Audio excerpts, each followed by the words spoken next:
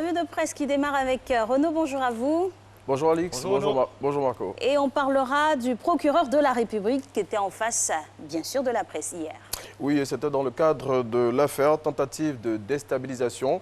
Au cours de cette rencontre, Adou Richard a déclaré « Nous avons contacté des structures pour exécuter le mandat d'arrêt ».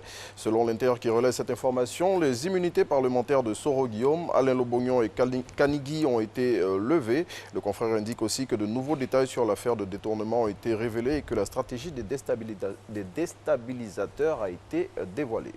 Et comme il fallait s'y attendre, mesdames et messieurs, la presse vraiment se fait l'écho de cette conférence de presse. Oui, on continue de parler de cette affaire qui est reprise par l'ensemble de la presse nationale de ce jour. Et c'est avec le quotidien Le Temps qui lance à sa une affaire projet de déstabilisation de la Côte d'Ivoire. De nouveaux enregistrements accusent Soro. Le confrère indique que des policiers et des politiques plutôt et des officiers de l'armée sont cités dans cette affaire. Le quotidien revient sur le rôle joué par les renseignements généraux français et américains et cite le procureur Adou Richard qui souligne que le mandat d'arrêt est en bonne voie. Et on reste encore avec le même sujet. Oui, et c'est avec le Soir Info qui indique que l'affaire Soro prend une autre tournure.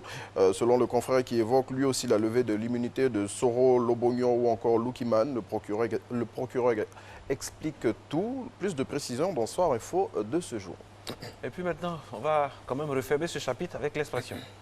Oui, le quotidien qui barre à sa une, poursuivi pour recel et atteinte à la sûreté de l'État. Soro et ses proches coincés de toutes parts. Selon le confrère, après la levée de leur immunité parlementaire, le dossier de leur poursuite est recevable devant la Cour de cassation.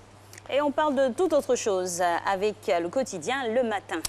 Guerre de positionnement au PDCI, Guy Kahué veut la tête de Kakabe. Selon le confrère, dans cette guerre qui oppose les deux dignitaires du parti septuagénaire, plusieurs décisions de Bédier sont rejetées par le secrétaire exécutif en chef. Plus de détails dans Le Matin. La Côte d'Ivoire est en deuil, vous le savez, Alla Thérèse n'est plus. Hélas, oui, Alla Thérèse, l'une des dernières dépositaires de la musique traditionnelle de notre pays, s'en est allée ce dimanche 19 janvier 2020 des suites d'une courte maladie à l'âge de 84 ans.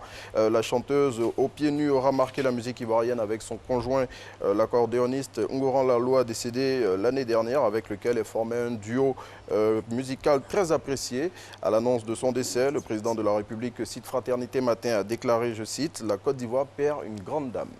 Et on referme ce journal, du moins cette revue de presse, toujours avec Fraternité Matin.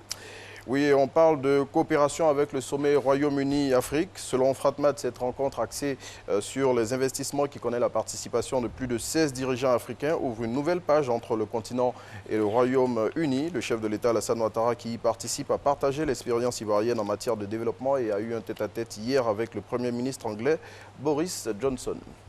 Merci infiniment à vous, Renaud.